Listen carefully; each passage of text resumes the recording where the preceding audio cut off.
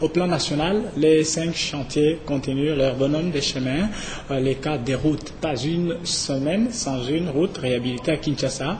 C'est le cas des avenues Assosa, les avenues Landou de l'école ou encore Mopono qui refont peau neuve. C'est grâce à la coopération de l'Union de coordination des projets. Samedi, le vice-premier ministre, lui, Alphonse Koya Diallo, était sur place pour s'en rendre compte. Néné Alimassi, Olivier Kinsangi.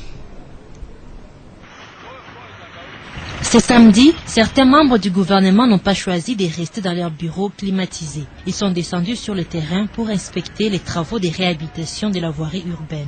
Luc Koya-Diallo, vice-premier ministre et ministre en charge des postes téléphone et télécommunications, conduit donc la délégation. Première étape, l'avenue Assosa 1 et 2, dans les communes de Kassavubu et Ngiringiri, longue de 2,5 km.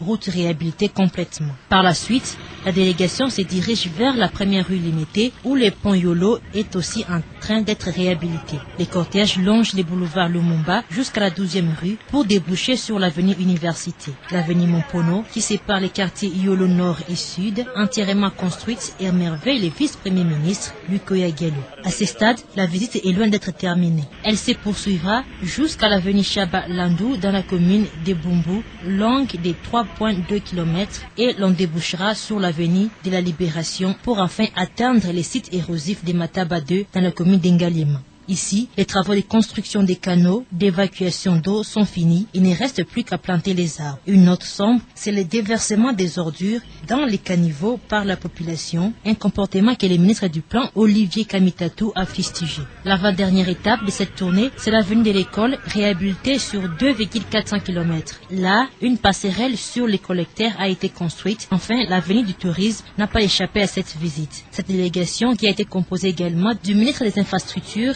Travaux publics et reconstruction, Fridolin Keswechi, et des agents de l'OVD, est sortie satisfaite des travaux réalisés sur les chantiers.